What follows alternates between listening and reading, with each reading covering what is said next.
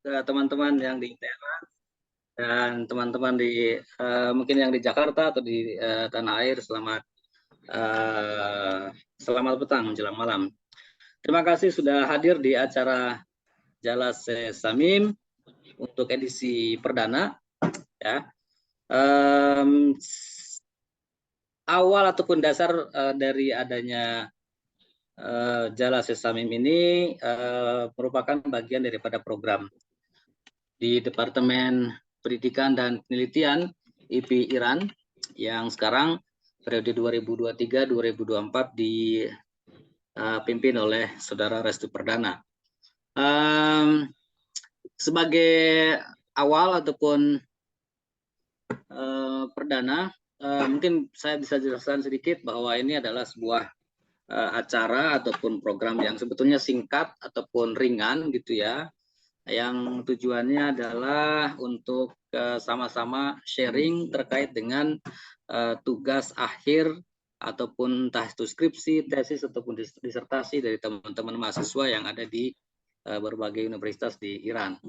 Nah, dari sini harapannya teman-teman khususnya di internal Iran ataupun di teman-teman di IP ataupun di luar, kita bisa sama-sama sharing mengenai bagaimana sih kira-kira tema apa yang dibahas oleh teman-teman untuk tugas akhir, kemudian bagaimana metodologi penelitiannya, bagaimana presentasinya, dan juga bagaimana mungkin nanti hasil akhir ataupun penilaiannya, sehingga bisa juga menjadi gambaran bagi teman-teman yang mungkin masih baru, dalam artian baru masuk ke atau di semester awal, ya, dan juga mungkin bisa jadi pengetahuan bagi teman-teman di luar sana yang ingin melanjutkan studi di Iran, gitu.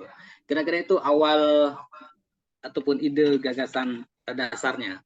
Nah, sore hari ini sebelum saya mengundang Saudara Andi Mutahari, dan juga Ibu Hafifah sebagai penanggap, ya, saya persilakan terlebih dahulu singkat saja dari Bung Presiden IP Iran periode 2023-2024. Bung Restu, silakan. Baik, Assalamualaikum warahmatullahi wabarakatuh. Terima kasih banyak Ustadz Ubed Syarif yang telah bersedia untuk jadi moderator pada kesempatan kali ini dan memberikan waktu kepada saya untuk memberi sedikit sambutan barangkali untuk formalitas saja. Pertama-tama yang kami hormati segenap narasumber yang telah hadir pada acara kali ini. Di sini ada Mas Andi Hari selaku pembicara utama pada kesempatan kali ini. Kemudian ada Ibu Afifah Ahmad juga sebagai penanggap pada kesempatan kali ini. Terima kasih banyak telah hadir. Juga di sini telah hadir juga bersama kita mungkin beberapa tamu undangan ataupun tamu yang memang hadir dari luar Iran. Barangkali aku izin menyapa ada Mas Badat Alaudin. Ini beliau adalah Dewan Pengawas di PPIDK Timur Tengah dan Afrika. Selamat datang, dan teman-teman peserta yang setelah hadir bersama kita pada sore kali ini waktu Teheran.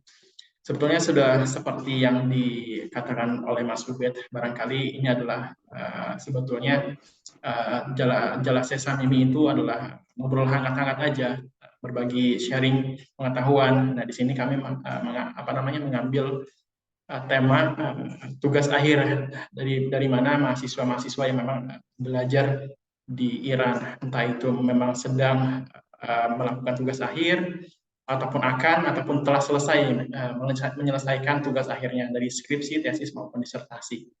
Harapannya acara ini tetap berlanjut sampai ke depannya, dan memang ini adalah awal pertama, semoga lancar dan semoga bermanfaat juga bagi sesama, bagaimana kita bisa sharing lah tentang penelitian yang memang dilakukan oleh mahasiswa Iran, berbagi kepada junior-juniornya, barangkali seperti itu. Terima kasih banyak, semoga bermanfaat.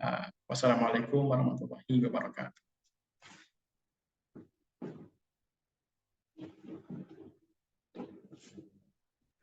Waalaikumsalam warahmatullahi wabarakatuh. Terima kasih Bang Restu. Baik, sebelumnya minta maaf ini karena persoalan device saya yang error gitu ya, sempat tertunda sekitar 10-15 menit. Baik, senang sekali sore hari ini kita kedatangan ataupun saya mengundang Saudara Andi Mutahari sebagai pembicara ataupun narasumber perdana di acara Jelas Islam ini. Tentu saja pertama kali saya ingin mengucapkan selamat ya buat Bung Andi Hari yang sudah dikatakan secara resmi mungkin lulus ya dari Ferdowsi University di Mashhad. Nah, tema Bung Andi hari ini cukup menarik dan saya kira mungkin bagi teman-teman yang lain sudah banyak mungkin sedikit banyak pernah mendengar bahwa salah satu studi ataupun subjek di Persia ini ataupun di Iran ini yang paling menarik adalah dalam bidang sastra ataupun dalam bidang selain filsafat ya, sastra, filsafat dan juga kajian-kajian ulumul Islam. Nah, Saudara Andi Hari menulis ataupun meneliti tentang bagaimana peran ataupun bagaimana pemikiran Sufi Persia di luar Iran. Saya akan kasih waktu sekitar 15-20 menit buat Bung Andi Hari untuk menjelaskan atau menggambarkan secara singkat ya tema, topiknya apa, kemudian metodologinya bagaimana, dan kemudian gambaran hasilnya seperti apa. Silakan, Bung Andi. Bismillahirrahmanirrahim. Assalamualaikum warahmatullahi wabarakatuh. Yang saya hormati Pak Presiden IPI Pak Restu, juga teman-teman yang hadir di sini, baik yang di markas ada Mas Syahrul, teman-teman Laila, halo. Izin nih junior nih ngomong nih ya. Oh iya, Mas Wahyudi. Bismillahirrahmanirrahim. Benome Khudavande Chonu Kherat, Kazin Bartaran di Shebar Nagzarat. Khudavande Nomo, Khudavande Chonu, Khudavande Ruzidehe Rahnamo. Izin mungkin aku share screen ya buat menggambarkan. Sebenarnya aku juga kurang tahu ya ini konsep acaranya gimana. Mohon izin berapa hari belakangan banyak kesibukan di PPI Dunia, terus ada beberapa juga urusan birokrasi lah. Ini ya beberapa slide ya bisa aku bahas sekarang. Jadi tahkikku kemarin atau jurnalku kemarin itu membahas tentang pemikiran Sufi Persia gitu dan relevansinya dengan pemikiran penyair atau sastrawan di luar Iran. Tujuannya untuk kayak mencari jembatan penghubung gitu antara peradaban. Nah, ini biasa dikenal dalam sastra itu sebagai istilahnya sebagai comparative study gitu. Literature comparative study atau mungkin bahasa Arabnya adabiyot mughorin kalau nggak salah, bahasa Persianya adabiyot tadbiki. Oke. Terus sebenarnya ini presentasinya khusus sih aku siapin buat acara ini gitu. Tapi kalau di punyaku sendiri itu ada pendahuluannya kita ngomongin relevansi atau zaruri itu apa ya istilahnya ya, urgensi gitu tentang sastra, gimana sastra itu mempengaruhi paradigma masyarakat, gimana sastra itu menjadi alat untuk menyampaikan maksud-maksud yang mendalam gitu kan, karena misalnya pemikiran-pemikiran Sufi atau pemikiran Islam, filsafat, dan juga kalau di Barat cinta sosial, filsafat itu kan kompleks, tapi sastra berhasil menjadi medium untuk menyampaikan maksud ini gitu.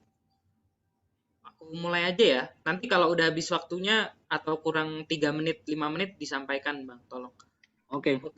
Mukadimahnya mungkin aku buka di apa itu Sufisme. Sufisme itu biasa dinilai sebagai dimensi mistik dan spiritual dalam Islam yang fokusnya itu kayak untuk semuanya kan cara untuk mengenal Tuhan gitu, mengenal sebagai pencipta gitu, mengagamakan diri, memanusiakan manusia ya. Dan perlu dicatat juga kalau Sufisme itu bukan sekte atau cabang terpisah dalam Islam. Ide-ide dalam Sufisme sendiri pun ada banyak gitu kan, ini adalah sebuah isme ya bisa dibilang. Dan ideas dalam Sufisme itu ada kayak fakir, fana, terus suluk, itu kan ada ya di ideas-ideas. Fakir tuh maksudnya kita di hadapan Tuhan tuh bukan siapa-siapa, terus fana tuh artinya memahami atau kita tuh nanti bakalan mati dan ini dunia hanya dilewati aja. Terus suluk tuh tadi jalan, artinya jalan menuju Tuhan gitu. Jadi ya purification gitulah. Nanti teman-teman boleh baca sendiri Sufi itu apa, dan kemudian apa itu sastra dan apa itu sastra sofistik. Sastra itu adalah karya tulis yang memiliki nilai estetika, memiliki keindahan, dan sastra ini memiliki potensi untuk menyampaikan pemikiran kompleks. Kenapa sastra itu memiliki potensi ini? Karena kan bahkan Al-Quran sendiri pun menggunakan sastra gitu untuk menyampaikan poin yang kompleks. Misalnya kalau kita menjadikan dua bahasa ilmiah atau bahasa sehari-hari dan bahasa sastra itu tentunya berbeda. Kalau dalam bahasa sehari-hari atau bahasa ilmiah itu, kalau aku ngomong aku mau pergi belanja, ya artinya aku mau pergi belanja kan. Jadi secara harfiah gitu. Makna dari kata itu hanya satu. Nah, kalau di sastra kan enggak. Dalam sastra itu bahkan satu kalimat pun itu maksudnya bisa dijabarkan sampai banyak gitu. Jadi bahasa sastra itu mempunyai kapasitas yang lebih tinggi dari bahasa sehari-hari. Kayak misalnya ya teman-teman udah sering lah mungkin baca Al-Quran atau membaca lain-lain. Dalam puisi itu kita bisa menerjemahkan menjadi lebih panjang. Bahkan Al-Quran tuh kadang satu ayat terjemahannya satu buku aja ada gitu. Itulah yang urgensi sastra gitu yang harus dipahami. Terus apa itu sastra sofistik? Kalau di Iran kita mengenalnya sebagai genre atau genre. Biasanya dosen-dosenku bilang ini genre irfani gitu, genre irfan. Ini adalah suatu tradisi atau genre dalam karya sastra yang punya konteks dengan sufisme. Kemudian ini masih di bab pendahuluan, siapakah Attar, Maulana, Shakespeare, dan Goethe. Ini nanti yang bakalan jadi objek saya untuk penelitian gitu. Bagaimana karya-karya mereka dan apa aja manifestasi atau mungkin hasil dari Maulana dan Attar ke dalam sampai ke barat gitu. Yang pertama mungkin Attar, Fariduddin Attar Naishobur, nama aslinya Abu Hamid bin Abu Bakar Ibrahim, hidupnya di Naishobur di abad 12 Masehi. Nama penanya Attar, beliau adalah seorang polimet. Polimet itu adalah orang yang interdisipliner gitu ya, multidisipliner yang punya banyak pengetahuan di bidang-bidang lain, bahkan pekerjaannya di banyak bidang. Bahkan nama penanya Attar itu dari kata atori. Kalau teman-teman sering tuh lihat di luar ada tulisan atori, itu yang biasanya jual-jual herbal. Nah, Attar ini dulu punya pengetahuan tabib gitulah. Dia punya hubungan dengan orang sakit dan juga sering menyembuhkan penyakit-penyakit lah. Dulu kan luas gitu pengertian tabib gitu, bukan dokter tapi semua herbal-herbal lain. Dan bahkan sekarang Attar pun masih menjadi kata itu gitu sampai di kehidupan zaman sekarang. Terus karyanya yang nanti bakalan dibahas itu adalah Mantikotoir atau The Conference of the Birds. Kalau teman-teman tahu, itu adalah cerita dalam bentuk masnavi. Jadi mungkin yang belum dipahami publik juga, masnavi ini sebenarnya adalah salah satu bentuk dari sastra gitu. Di sastra Persia ada banyak sekali bentuk, kayak misalnya ada syair 2 bait, syair 4 bait, syair 8 bait, ada ghazal, ada kasidah, ada masnavi, dan terus gitu, tergantung seberapa panjangnya atau apa. Nah, kalau masnavi ini buku syair gitu yang panjang, dan dalam masnavi sendiri pun ada sangat banyak hikayat, termasuk di dalamnya nanti ada kisah lain, dan pokoknya panjang gitu, lanjut terus sampai satu buku. Dia menggunakan hikayat dan alegori. Alegori itu seperti perumpamaan ya, gimana ngomongnya ya? Bahasa Persianya tamsil, Kalau teman-teman familiar sama ada cerita di barat itu Dante Inferno tuh, nah itu dia termasuk alegori lah. Terus dia menggunakan simbolisme burung dalam menyampaikan maksudnya. Sering dibilang burung-burung ini adalah simbolisme dari manusia. Dan ini Vodiho, maksudnya Vodiho itu kayak Atar di sini menyampaikan apa ya, kayak 7 marhale, 7 step untuk sampai kepada hakikat gitu. Mungkin sambil kita buka aja kali ya biar seru kalau ada waktu. Mana ini? Ini Mantik Utair nih dari situs Ganjur, teman-teman kalau mau buka. Di Ganjur ini bentuknya kayak gini. Ini ada banyak banget bab atau bagian di sini. Ini awalnya Mantik Utair tuh dibuka pakai pujian kepada Tuhan, pujian-pujian gitu kayak Bismillahirrahmanirrahimnya tapi seni jadi panjang gitu kan. Nah, terus kemudian kedua bab kayak bagian keduanya itu perkenalan dari burung-burungnya itu satu-satu, nanti totalnya ada 30. Ini dibuka dari burung hudhud, marhabo ay hudhude hodi shude, dar hakikat peike har vodi shude. Ay besar hade sabo seiretu hush, bo Sulaiman mantekotoire tu hush. Ini ya selamat datang, marhaba, datanglah burung hudhud yang istimewa, pengantar sebuah hakikat. Besar hadesabo seiritu hush.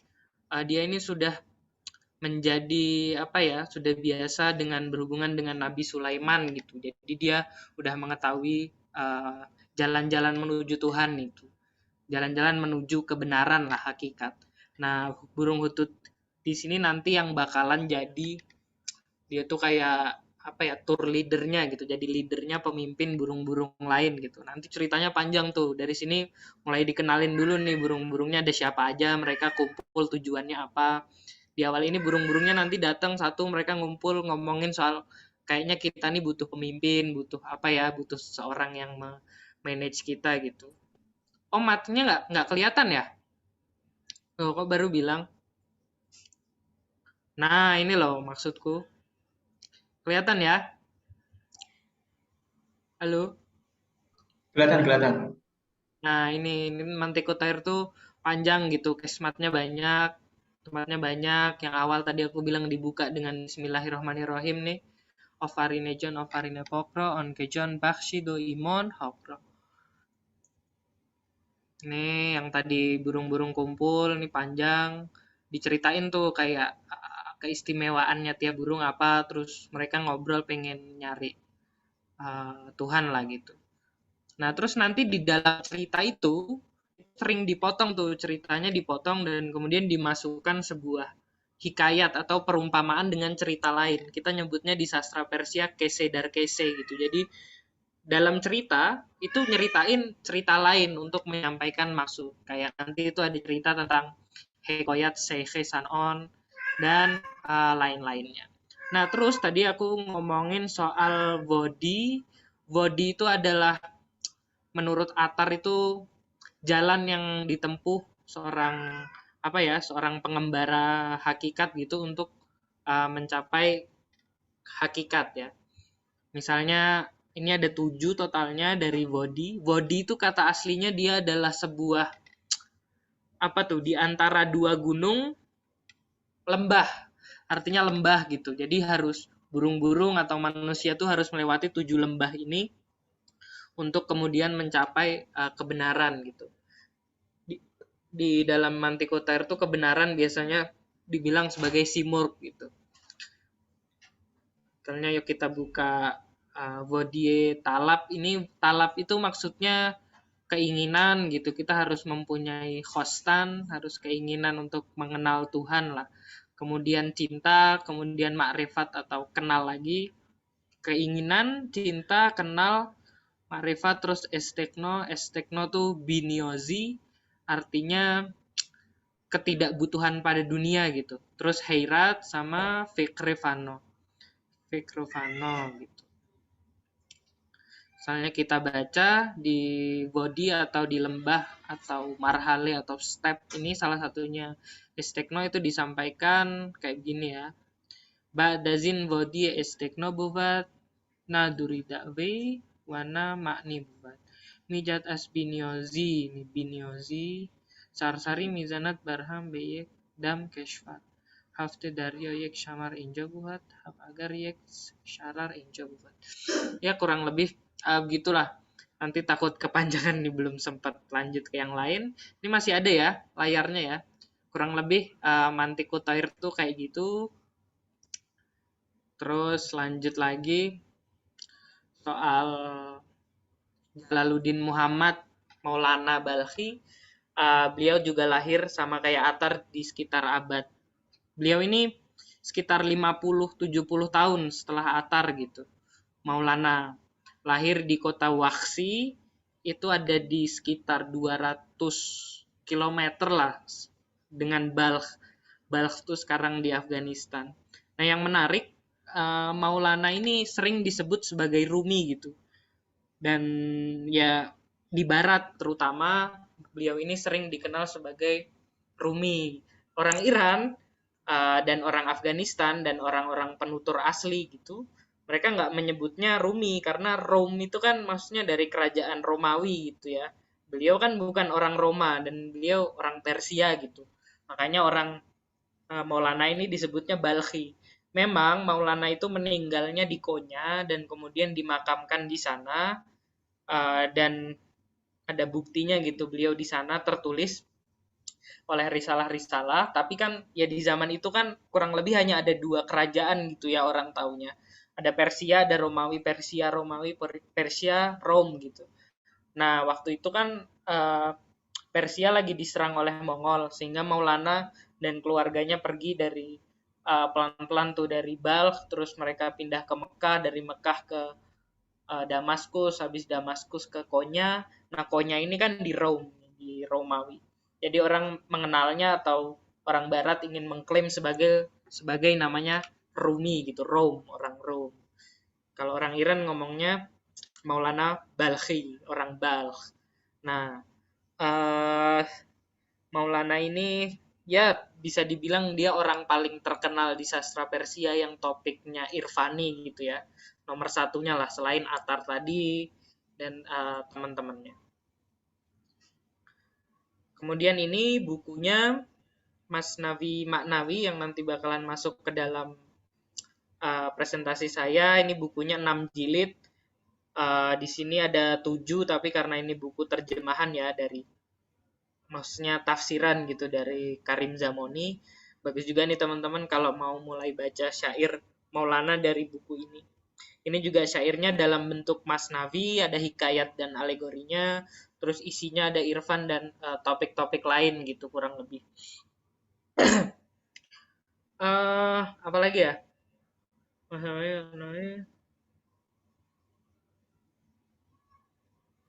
Aku share screen juga lah biar teman-teman dapat gambaran kali ya bukunya kayak gimana. Ini yang aku bilang teman-teman kalau mau mulai baca Maulana, aku rekomendasiin buku ini karena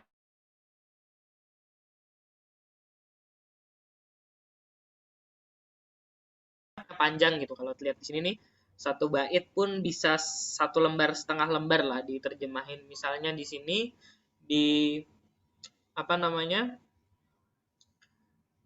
di halaman 1, Muddatin Masnavi Takhirshut Muhlati Boyesh Tohun Shirshut. Jadi ini dari jilid kedua Masnavi, di sini bilang udah beberapa lama nih sejak Masnavi ini tertunda karena butuh muhlati boyesh, itu muhlat boyat doshe boshe. Jadi muhlat harus ada atau waktu itu harus ada sampai darah menjadi susu gitu Maulana bilang. Nah, maksudnya di bait kedua dia bilang tonazoyat baktetu farzandinu hunna gardat shire shirin khushunu. Maksudnya ya ini adalah sebuah alegori tadi ya, perumpamaan disampaikan kalau darah itu nanti dalam ibu waktu menyusui itu nanti pelan-pelan menjadi susu dan sebagainya. Nanti disampaikannya nih 1/2 lembar nih. Nanti teman-teman baca sendiri bisa, walaupun tetap ya Ustadz Karim Zamon ini kalau menjelaskan juga agak syair juga, dia bilang talab ma'orefe masnavi khub gushkon to wakti ke modar bakhte tu farzan de to zeina zoyat khun beshire shirin. Jadi dia nerjemahinnya juga sastra gitu, walaupun lebih mudah tapi juga sulit aja gitu, apalagi untuk penutur asing. Kalau teman-teman mau nyari terjemahan Masnavi yang bagus itu biasanya ke Nicholson, itu ada terjemahan per bait.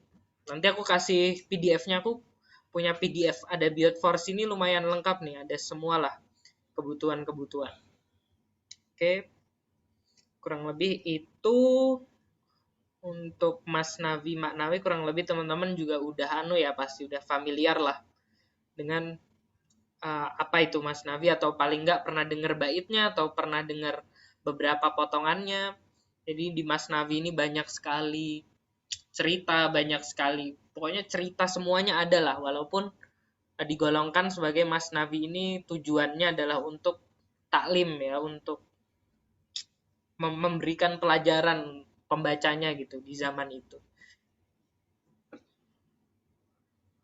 Kemudian ada penyair yang kedua yang dari barat yang nanti mau kita bandingkan, itu William Shakespeare. Akhir 16 Masehi hidupnya di Inggris, terus karya terkenalnya romansa Romeo Juliet. Ini juga teman-teman pasti lebih familiar lagi. Intinya ini kisah cinta terlarang gitu ya, antara dua remaja muda yang berasal dari Italia. Kemudian ini menggambarkan konflik antara cinta, permusuhan, dan lain-lain.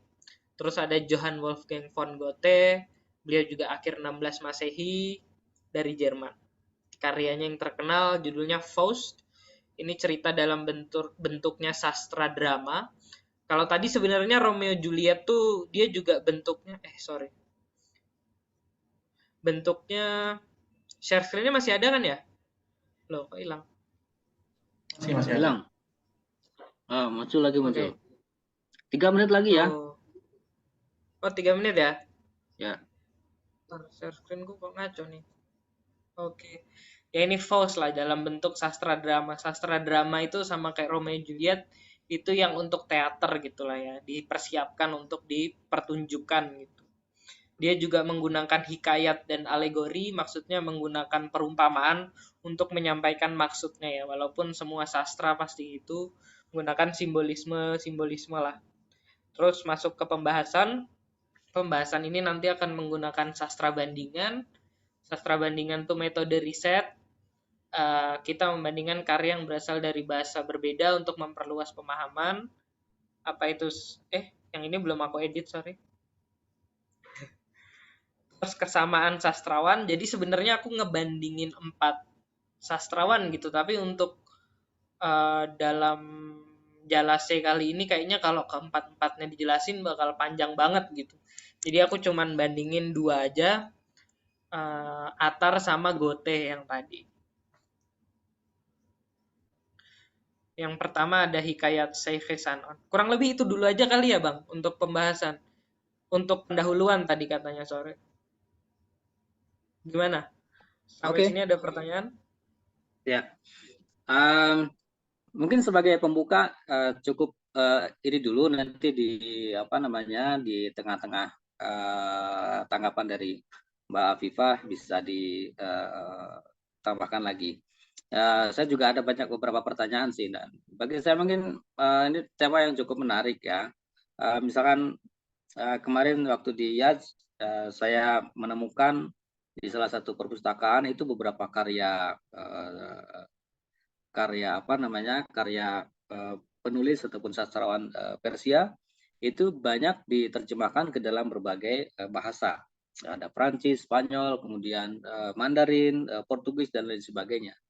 Nah, mungkin ini yang belum tergambarkan dari presentasi singkat tadi, bagaimana sebetulnya pengaruh ataupun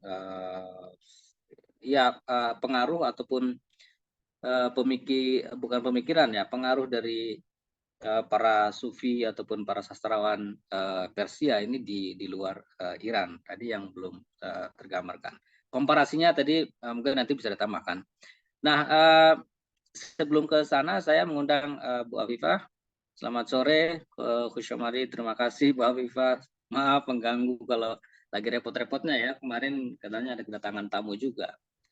Tapi terima kasih sudah bisa menyempatkan hadir. Saya kira Mbak Viva sudah banyak meneliti ataupun membaca, bahkan menerjemahkan salah satu karya yang paling cukup dikenal ya, karya Rumi yang tadi disebut oleh Andi Hari. Sebetulnya nama aslinya bukan Rumi ya, Rumi itu julukan daripada diambil dari kata Roma.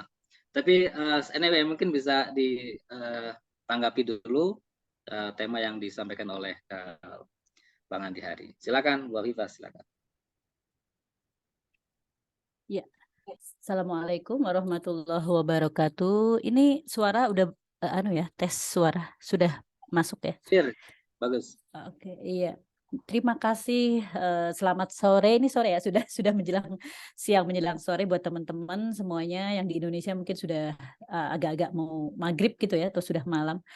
Saya senang sekali ada di sini diajak berdiskusi tentang tema yang menurut saya sangat menarik ya. Tema penyair sufistik itu tema yang sangat saya minati sebenarnya. Pertama saya sampaikan apresiasi kepada Hari yang sudah menulis tema yang sangat menarik ini, dan ini studi tokoh ya. Biasanya dulu saya ada pengalaman menulis studi tokoh itu tidak mudah, apalagi ini membandingkan 4 tokoh. Artinya Hari harus mengkaji secara detail satu persatu tokoh itu dengan karyanya. Ini sesuatu yang saya pikir tugas yang cukup kompleks ya. Saya sampaikan apresiasi ini keberanian Hari untuk mengambil tema ini dan mengambil studi tokoh ini, karena tidak mudah saya rasa, karena studi tokoh satu aja cukup sulit, apalagi ini 4 tokoh ya, cukup kompleks. Kedua mungkin terkait dengan tadi terma-terma ya yang diambil oleh yang disampaikan oleh Hari, seperti sufisme, kemudian sastra sufistik, kemudian atar ya. Terkait dengan misalnya sufisme, saya karena belum baca lengkapnya isi dari karya Hari, jadi saya tidak bisa secara detail pengertian sufisme yang dirujuk Hari seperti apa, kemudian terminologinya, kemudian pandangan siapa yang dirujuk. Cuma menurut saya ada baiknya nanti juga merujuk pandangan si tokoh aslinya, misalnya sufisme menurut Rumi sendiri seperti apa gitu. Karena di syairnya kalau tidak salah ada Rumi mengatakan katanya, apakah itu sufi? Sufi adalah memasukkan rasa bahagia ke dalam hati ketika kondisi kita dalam kesulitan. Salah satu termanya itu, jadi bisa juga diangkat untuk memperkaya gitu ya. Kemudian kalau saya pernah baca dari Sabestar kalau tidak salah, sufisme itu kalau bisa diringkas itu ada tiga tahapan ya. Pertama adalah perjalanan manusia menuju Tuhan dengan cara berbuat baik kepada sesama gitu ya, dengan cara berbuat baik kepada sesama. Kemudian tahapan kedua adalah bagaimana manusia, jadi perjalanan dari Tuhan menuju makhluk sebagai cermin Tuhan, yaitu dengan sifat-sifat ketuhanan berbuat baik kepada sesama itu. Kemudian perjalanan ketiga ada perjalanan dalam cermin makhluk. Jadi melihat segala fenomena yang ada di alam ini adalah sebagai sebuah perwujudan dari kasih sayang Tuhan. Meskipun secara kasat mata misalnya ada bencana, ada segala macam, ada hal-hal yang tidak menyenangkan, itu kalau saya walaupun itu adalah intinya itu adalah sebagai perwujudan kasih sayang Tuhan gitu. Itu singkatnya begitu ya kalau dilihat dari terma sufisme itu. Kemudian ada yang menarik tadi, sastra sufistik. Ini menarik sekali karena gini, saya pernah diundang ke bicara di UIN Bandung kalau tidak salah ya, di salah saat inilah. Kemudian waktu itu saya dikasih terma tentang sastra sufistik, tema umumnya.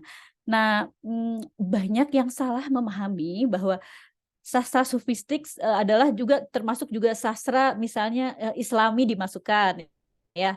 Secara pengertian umum mungkin bisa jadi gitu. Terus sastra kepahlawanan dimasukkan gitu. Tapi kalau secara akademis gitu ya, pembagian secara akademis ini sebenarnya berbeda gitu ya. Jadi kalau kita lihat pembagian besarnya, kalau kita bicara sastra, terutama adalah dalam pengertian sastra Persia, itu ada yang disebut dengan prosa, ada yang disebut dengan puisi.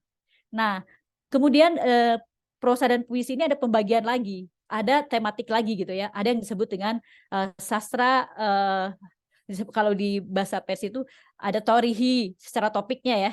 Ada yang disebut dengan irfani, salah satunya itu ada disebut dengan hemosi. Jadi kepahlawanan itu berbeda dengan ada juga dengan dini. Ya ini apa tadi? Misalnya sastra agama itu berbeda ternyata. Jadi sufistik itu punya kalau di secara akademis ya punya tempat sendiri. Jadi kalau kita bicara tentang sastra sufistik secara akademis akan ya bukan keliru ya. Artinya itu bukan lagi wilayahnya ketika kemudian kita bicara tentang kepahlawanan gitu. Jadi itu udah beda bidang gitu. Udah beda tempat lah.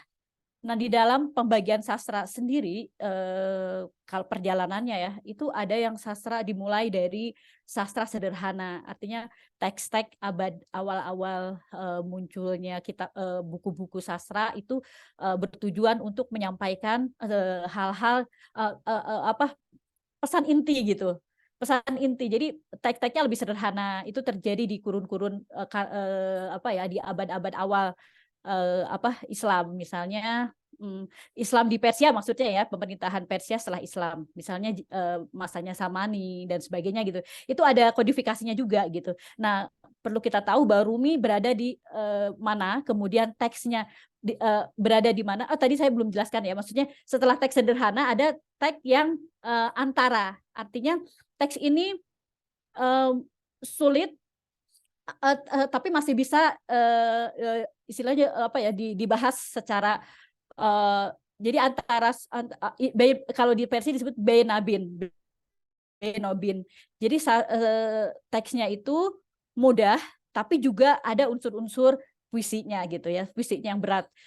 Nah, kemudian ketiga adalah fani, disebut fani itu adalah puncak dari sastra Persia yang pada saat itu mengalami kayak percampuran dengan sastra Arab gitu. Jadi sebenarnya masuknya sastra Arab ke dalam pengaruh sastra Arab ke dalam sastra Persia itu membuat kekuatan baru sebenarnya, membuat sastra Persia menjadi lebih lebih berada di puncaknya dalam pengertian puncak ini ya kesulitan sebenarnya. Tapi apakah kesulitan ini kemudian menjadi kebutuhan kita semua, itu sebuah pertanyaan kembali ya.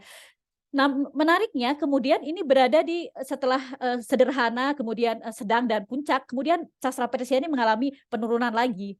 Sebenarnya bukan penurunan, artinya kebutuhan masyarakat juga terhadap sebuah teks tidak lagi karena gini, itu kan hukum alam ya. Ketika sesuatu berada di puncak dan sulit untuk melakukan lagi perubahan terhadap dirinya, akhirnya terjadi penurunan. Tapi sebenarnya tidak penurunan, karena menyesuaikan dengan kebutuhan.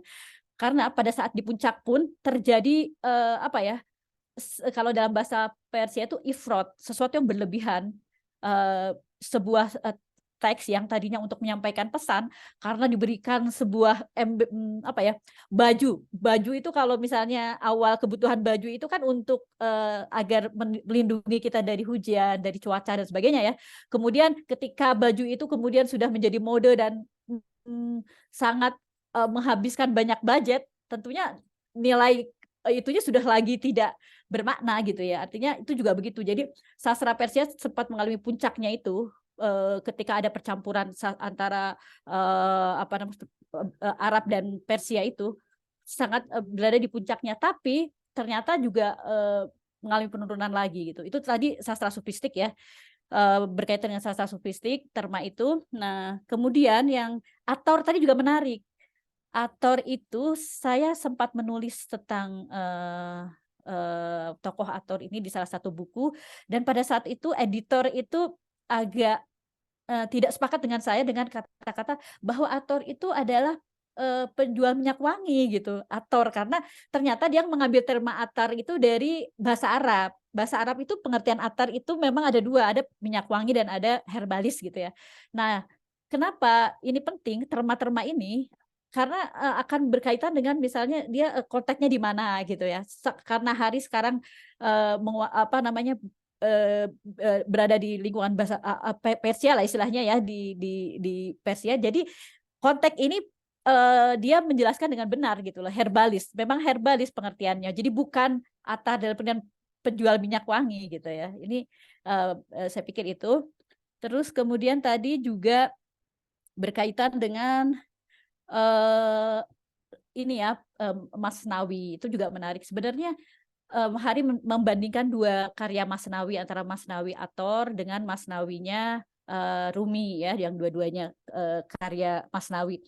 Tapi mungkin saya karena tidak membaca sempurna secara keseluruhan tulisan Hari, jadi belum ada bayangan seperti apa ya. Tapi saya pikir bagus juga untuk selain karya Rumi yang di Masnawinya, itu dijelaskan juga misalnya karya-karya Rumi lain seperti Ghazal, karena sebenarnya memang betul Masnawi itu adalah karya yang mengandung pengajaran, artinya memang ditulis oleh Rumi sengaja untuk sebagai sebuah metode pengajaran kepada murid-muridnya gitu.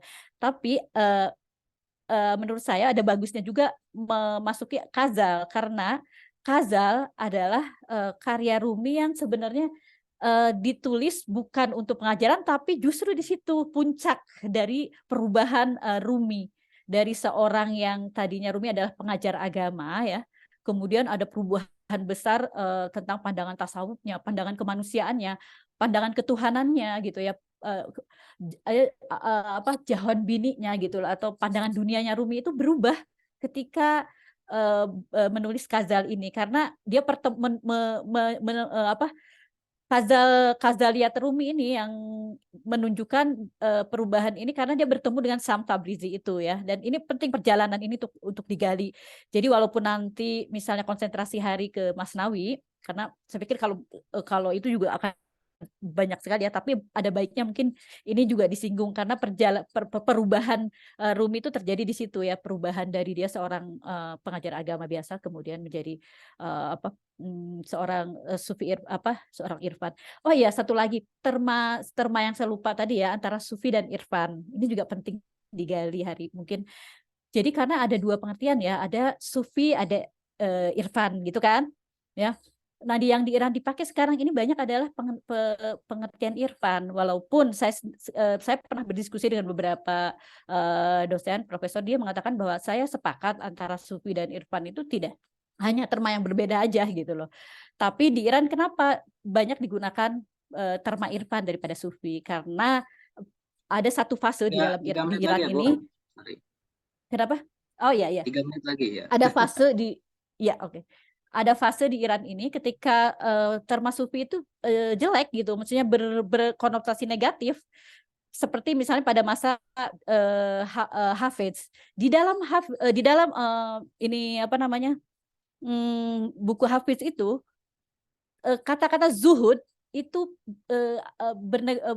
berkonotasi negatif. Kenapa? Karena pada saat itu sufi dalam pengertian sufi zuhud itu punya citra yang tidak baik gitu. Artinya kenapa irfan lebih banyak dipakai di Iran sampai sekarang gitu. Nah, tapi kita dalam konteks Indonesia, pengertian sufi dan irfan itu sebenarnya sama gitu.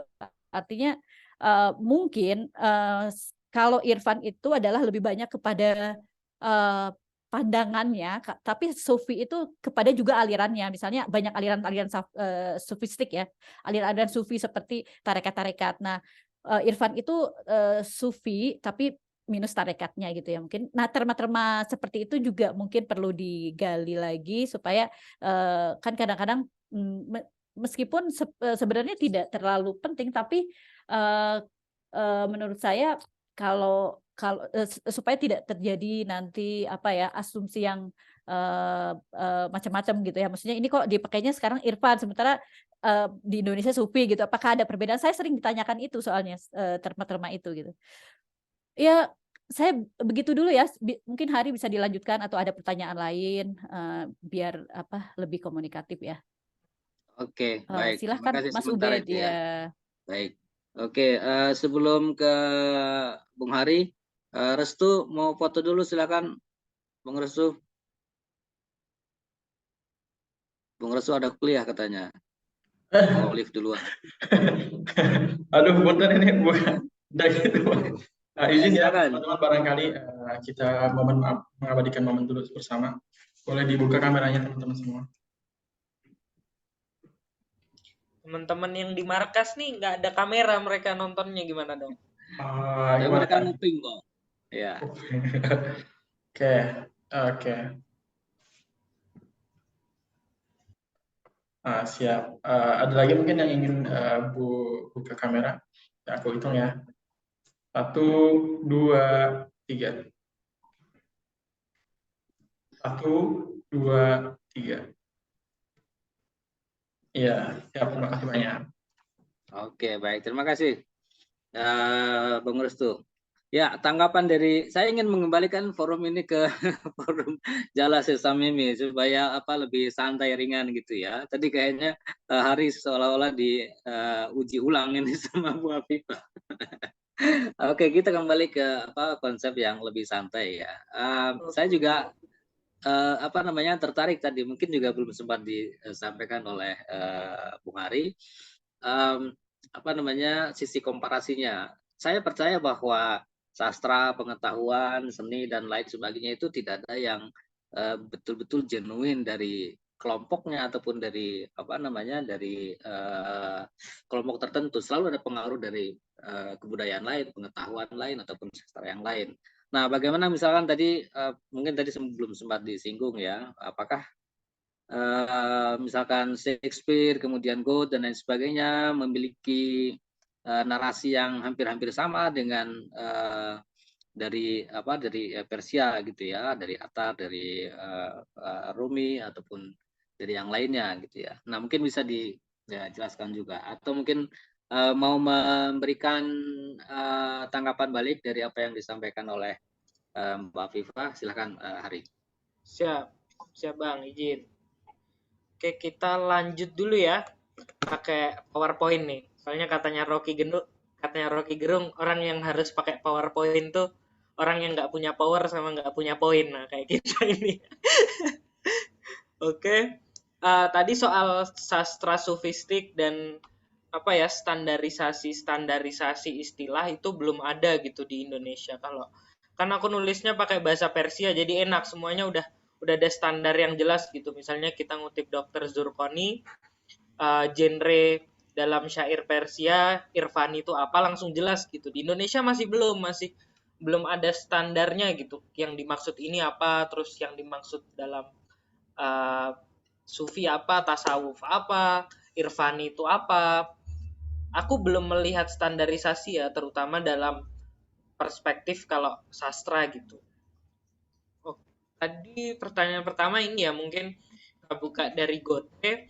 Goethe ini dia punya kenal gitu atau punya osnoi dengan syair-syair Persia. Beliau ini membaca Al-Quran dan suka baca Hafiz gitu. Bahkan salah satu karyanya Goethe itu namanya Divane Sharko Garb. Divan sendiri ya ada di dalam namanya. Jadi sebuah divan timur dan barat gitu. Pakai bahasa Jerman, nanti teman-teman carilah. Goethe Divane gitu. Nah, kemudian kita buka ini nih tadi ceritanya, bentar. Nah, di sini nanti aku bakal jelasin aja pakai dua cerita ini. Yang pertama ceritanya Sheikh Sanon. Jadi ceritanya Sheikh Sanon ini, bentar ya, lagi agak berisik nggak bisa fokus. Nah, jadi Sheikh Sanon ini adalah satu cerita di dalam Manteko Toir tadi. Di sini dia menyampaikan cerita selain burung-burung tadi, itu untuk menyampaikan pesan tertentu gitu, atau menyampaikan sesuatu pendahuluan agar pembaca itu nanti bisa paham untuk lanjut ke fase-fase berikutnya. Nah, jadi Sheikh Sanon ini aslinya bentuknya itu, bentar aku coba share screen.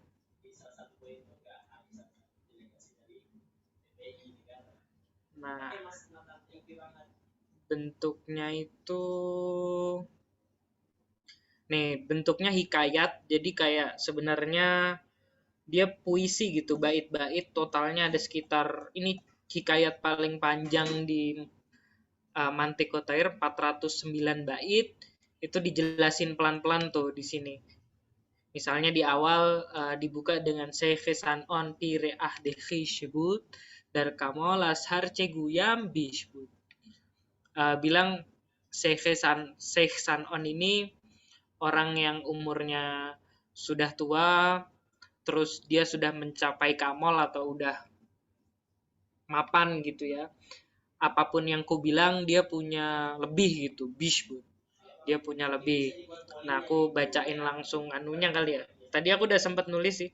Nah, yang jadi sulit ini di sastra Persia ini, di tulisanku, kalau aku langsung presentasi tentang tulisanku, pasti banyak konteks-konteks yang hilang gitu. Karena aku nggak pakai lagi nih jelasin di awal tulisanku tuh nggak pakai jelasin apa itu sastra, apa itu sufisme secara panjang gitu. Siapa itu Rumi, siapa apa itu Masnavi, apa itu bahkan bentuknya Masnavi, apa itu Mantiqut Tair.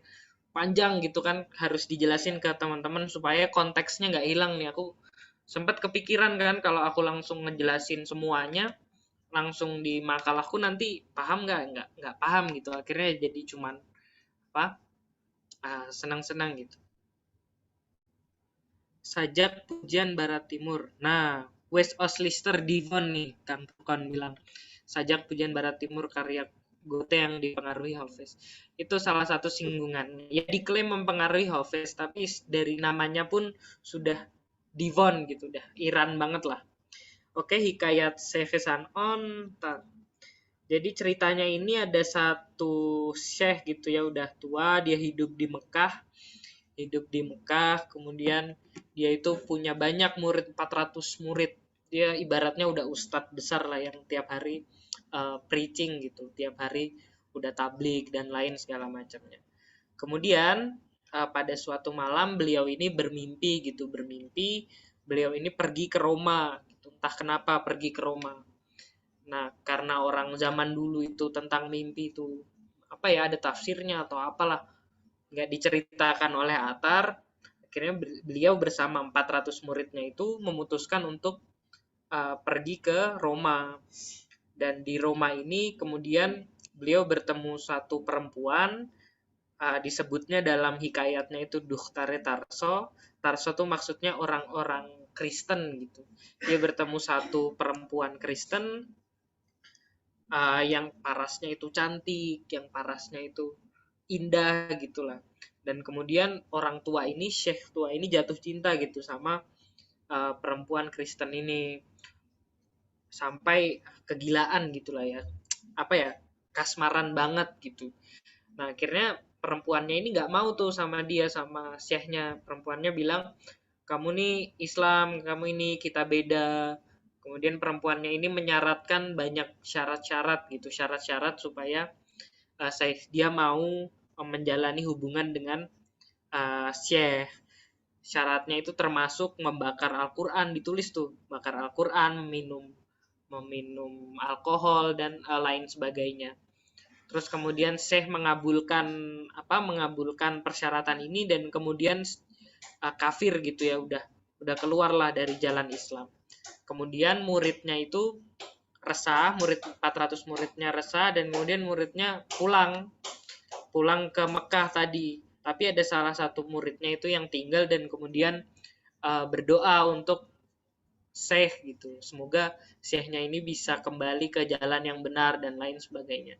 Nah, kemudian dalam yang muridnya tadi yang berdoa, malamnya dia bermimpi mendapat perkataan atau melihat Nabi Muhammad gitu ya. Nah, dalam situ Nabi Muhammad atau perkataannya itu menyampaikan bahwa doa kamu dikabulkan, kita akan mengembalikan syekh ke jalan yang benar dan memberikan petunjuk kepada syekh gitu kurang lebih. Kemudian Behar Hall syekhnya itu kembali lagi menemukan jalan yang benar, kemudian perempuannya juga yang sebelumnya itu Kristen, kemudian diceritakan dia ingin mempelajari Islam gitu. kurang lebih sebenarnya oversimplifikasinya gitu. Aku juga bingung juga sebenarnya ini ngasih close-nya ya. Nah, tapi biasanya orang-orang dosen-dosen, orang-orang yang studi Persia itu menyampaikan bahwa sastra ini tuh cara untuk Atar menyampaikan kalau Syekh ini dulunya udah punya Islam, udah Muslim gitu, sempat kafir dan kemudian kembali lagi ke Islam itu dengan keimanan yang lebih kuat gitu. Karena sebelumnya kan dia ibaratnya Islam tapi dia di dalam tempat yang aman gitu, di dalam Mekah nggak ada cobaan, nggak ada cinta, nggak ada apa gitu. Jadi ya untuk dianya sendiri oke gitu. Nah terus di sini setelah itu dia jadi imannya lebih kuat lah. Kemudian ada Faust, langsung Faust apa ini dulu ya. Jadi Faust ini karyanya Goethe yang tadi yang dari Jerman itu, ceritanya menariknya dengan Atar ini nggak secara struktural nggak jauh beda ya. Strukturnya juga sama, ada orang namanya Faust. Faust ini kayak syekhnya, Faustnya ini dia adalah orang yang arif gitu ya, punya darhat dekamol lah yang tadi dibilang, dia udah kondisi mapan, udah pinter, udah dalam zona nyaman. Nah kalau tadi Seyfe Sanon dia itu mimpi menuju Roma, di Faust ini Faustnya ini dia didatangi oleh seorang iblis gitu. Nah setelah didatangin seorang iblis, Faust ini tuh dia ngerasa nggak nyaman, ngerasa resah, kayaknya kok hidupku kosong gitu, hidupku hampa. Nah, akhirnya dia memutuskan untuk menuju perjalanan gitu bersama iblisnya ini. Sama kayak tadi Seyfe Sanon ke Roma. Dan Roma pun dibayangkan oleh sastra Persia zaman dulu, Roma tuh dia adalah sebuah simbol duniawi gitu. Jadi perjalanan dari atas kembali ke dunia, sama kayak Faust ini. Dan di Faust ini nanti juga dapat cobaan-cobaan dan kemudian dia sempat kalah ketemu perempuan, tapi kemudian dia kembali dan sampai kembali ke itunya, apa tuh istilahnya ya, kalau di bahasa Inggris tuh redemption, kalau bahasa Indonesia kayaknya sampai ke tempat penyelamatan gitu, menjadi selamat kembali. Nah di sini kemudian kita bandingkan kesamaan di sisi ceritanya dulu, kayak di takdir tokoh utamanya, terus sumber inspirasinya dari tokoh sejarah. Ada yang bilang tadi Seyfe Sanon itu dari Atar itu hikayat orang asli yang dulu di zaman itu juga, di 100 tahun sebelum itu ada juga orangnya. Terus kalau Faust ini sumbernya ada Dr. Faustus di Jerman juga, di zaman dulu juga ada. Terus struktur ceritanya itu dari ya sama ya, kalau secara penulisan Doston itu dari atas terus menuju ke bawah, terus perjalanannya menuju ke atas lagi lah. Terus ada topik cinta, itu hubungan antara manusia dengan manusia lain, juga antara hubungan manusia dengan Tuhan gitu. Cinta yang menyesatkan tapi cinta juga yang mengantarkan kepada kebenaran. Terus aspek kesamaan strukturalnya itu dimulainya cerita tokoh utama dalam kondisi baik dan sempurna, terus ada keresahan batinnya, terus keluar dari jalan hidup biasa, tersesat dan melakukan hal di luar nilai kearifan dan agama, terus akhir ceritanya kembali menemukan jalan yang benar gitu. Terus aspek kesamaan pemikirannya itu ya cinta dan dosa, hubungan antara manusia, terus dosa dan penyelamatan, hubungan manusia dengan kebenaran. Terus sebenarnya aku punya pembahasan lagi kedua dari stilistika atau apa namanya ya, stylistik, itu ilmu yang mempelajari soal gaya penulisan bahasa, dan sebenarnya ini apa ya, salah satu pembahasan utama. Cuman ini kalau mau dijelasin bakal lama nih. Jadi ditanya teman-teman, aku nih dipanggil ke sini nggak pakai TOR, nggak pakai pembahasan nih, katanya suruh ngasih materi aja, nggak tahu juga mau ngasih materi Mungkin, apa. Jadi saya interupsi sebisa sedikit aku aja ya, langsung Ari ya. pertanyaan gitu. Ya siap. Apa namanya, irisan-irisan yang paling kentara di antara sastra Persia dengan di luar Persia ya. Tadi ada struktur, kemudian alur ceritanya hampir sama soal hubungan cinta manusia, diawali dengan orang yang katakanlah dalam tanda kutip sesat atau awam, kemudian mendapatkan pencerahan ataupun menemukan kebenaran. Kira-kira begitu banyak ya. Begitu beberapa Ya, jadi irisan. enggak, sebenarnya di awalnya itu Sege Sanon sama Faust itu mereka bukan awam, tapi kebalikannya awam. Mereka tuh sudah dipandang orang lain sebagai arif gitu. Secara dari Oke, luar, ya. secara zoheri, itu mereka terlihat sebagai arif. Tapi kemudian ada ujian dari Tuhan untuk orang arif ini, mereka mendapat kesesatan gitu. Karena ternyata yang terlihat dari luar secara zahiriahnya itu mereka seorang arif, ternyata nggak arif-arif banget karena mereka belum ada ujian menuju kearifannya itu loh. Nah itu ternyata mereka setelah sesat menjadi arif yang lebih arif lagi gitu, kurang lebih. Nah nanti ini teman-teman kita harus punya apa ya, pengetahuan soal ini. Aku juga sebenarnya kesulitan nggak kulos gitu untuk mencapai pembahasan ini. Karena yang sulit dari sastra nih, aku kasih tahu teman-teman. Jadi sastra itu kan karya tulis, bacaan. Jadi untuk memahami dua ini ya harus dibaca, orang namanya karya tulis. Jadi aku kesulitan juga nih menyampaikannya gitu. Oke. Nah, sebelum lanjut saya ngundang ke teman-teman yang lain ya. Kalau ada pertanyaan boleh silakan, kita terbuka mau ke Bung Hari ataupun ke Mbak Afifah. Saya persilakan. Kalau ada yang mau bertanya,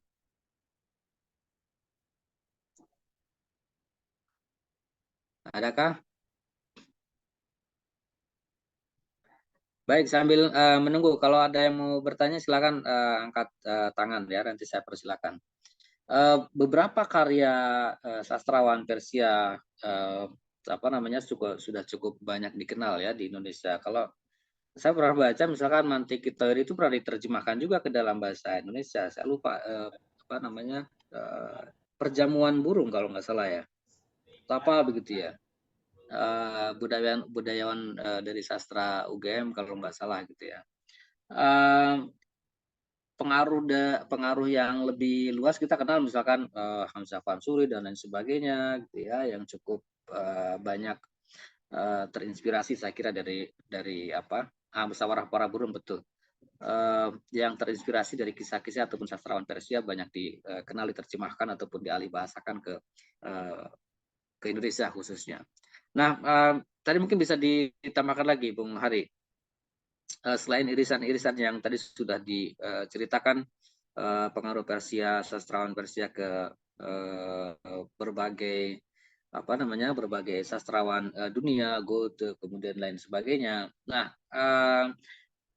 yang paling sebagai khulasoh utama dari kajian hari ini apa?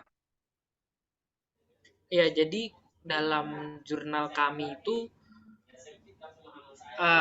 ada biotatbiki gitu fokusnya. Kita mencari bukti-bukti atau tafsir-tafsir atau perannya sastra bandingan ini untuk memahami sastra luar dan mencari kesamaannya gitu. Kayak misalnya semua penyair tadi tuh mereka punya pemahaman tertentu soal cinta gitu, walaupun cintanya lain-lain ya.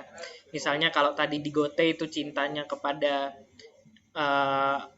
ada perempuan nanti di sana, atau Sege Sanon itu tadi cinta sama perempuan Kristen, kemudian di Masnavi ada banyak, di Romeo Juliet kayak gimana. Nah itu dijabarkan tuh cinta dalam topik-topik yang berbeda. Kemudian setelah itu dilihat secara struktural, secara penulisan. Nah kayak gitu. Kemudian apalagi ya? Pembahasannya itu yang dari sastra bandingan. Kalau mau dijelasin metodenya sastra bandingan itu kurang lebih ada dua maktab yang terkenal ya, dua sekolah yang terkenal gitu gimana cara membandingkan sastra. Yang pertama ada maktab Prancis. Maktab Prancis itu mereka membandingkan sastra dan mereka harus melihat relevansi zaman. Itu harus dilihat nih zamannya tahun berapa, harus dibandingkan, dan juga harus sastra ke sastra. Kalau maktab Amerika itu lebih bebas, bahkan kadang sastra itu dibandingkan sama ilmu pengetahuan lain dan lebih besar lah, di tahun-tahun juga nggak pakai. Itu salah satu metodenya. Terus tadi yang stilistika itu adalah gimana cara kita membahas atau menemukan soal style atau gaya penulisan gitu.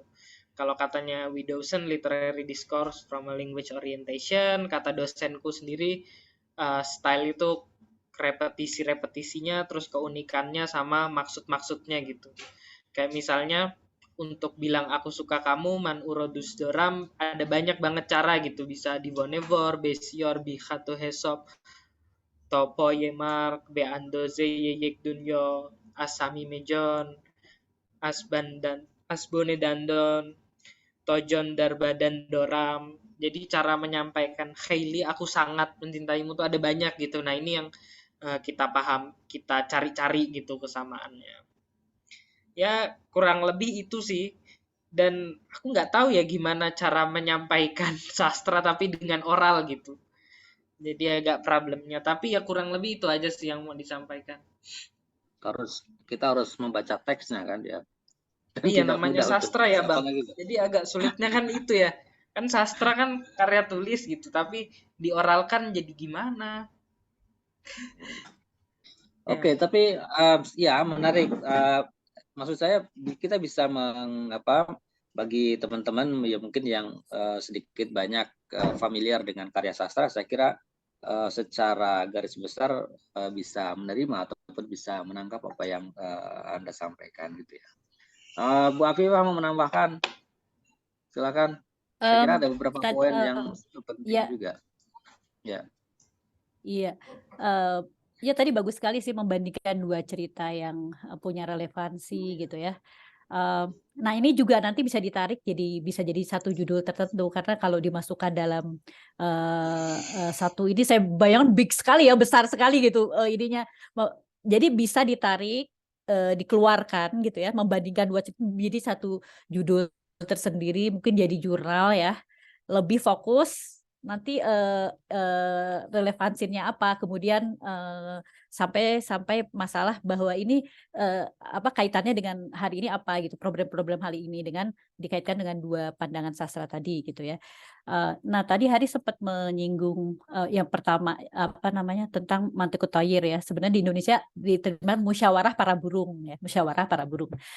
Ada sebenarnya karya Ator lain yang itu merepresentasikan sikap humanis dari Attar ya, namanya Tazkiratul Aulia, dan ini karya sebenarnya paling penting dari Attar. Tazkiratul Aulia itu Attar mendeskripsikan para sufi dari abad awal Islam sampai mungkin kalau tidak salah ya sampai dia sampai ini ya, kalau abad ke-12 lah sampai dia ini ya, sampai sufi yang dia kenal gitu sampai. Nah itu dideskripsikan satu persatu dan itu banyak kisah-kisah humanis, misalnya kisah Bayazid yang banyak menginspirasi. Misalnya suatu hari Bayazid itu melewati satu gang kecil, kemudian ada di depannya itu ada anjing lewat gitu ya. Kemudian murid-muridnya itu Bayazid kemudian menghindar sampai anjing itu lewat, dan murid-muridnya tuh bertanya gitu, kok Anda ini dengan dengan penampilan Anda atau dengan Anda sebagai seorang sufi besar, kenapa dengan anjing aja mengalah gitu istilahnya ya. Kata-kata Bayazid itu sangat buat saya sangat luar biasa. Dia bilang bahwa sesama makhluk Tuhan itu kita jangan merasa lebih dari sesama makhluk Tuhan gitu, bahwa anjing pun makhluk Tuhan gitu. Jadi luar biasa sekali. Banyak cita-cita humanis lain yang ada di dalam Tazkiratul Aulia, dan ini mungkin jadi menambah wawasan bahwa kalau musyawarah para burung atau Mantiqut Thayyir lebih kepada hubungan menceritakan hubungan manusia dengan Tuhan ilahiyah ya. Tetapi Tazkiratul Aulia itu yang menceritakan bagaimana hubungan manusia dengan manusia, yang sisi humanisnya atau tuh terlihat di situ gitu ya. Nah tadi tuh Hari karena tadi luas sekali ya, jadi saya tuh ngebayanginnya Hari mengambil poin-poin, misalnya apa yang apa ya, nilai-nilai humanis yang ada di sastrawan Rumi atau sastrawan Barat dan sastrawan Persia gitu loh, apa yang menjadi irisan. Saya kebayangannya sih seperti itu tadi ya. Misalnya atau mungkin karena saya belum baca lengkap ya, mungkin bisa jadi begitu. Iya gini, Misalnya kalau maksudnya tuh, ya, jadi ini tuh kan ini pembahasan secara sastra ya, bukan secara filsafat atau ilmu agama gitu. Jadi kita membandingkannya entah penulisannya, entah oke. stilistikanya, sastra bandingan. Jadi aku kesulitan juga nih disuruh presentasi tanpa dasar-dasar sastra gitu. Misalnya kan dalam sastra Persia itu ada oroye-hoye adabinya ya, ada pakai tashbih, Ya. kenore, Hmm.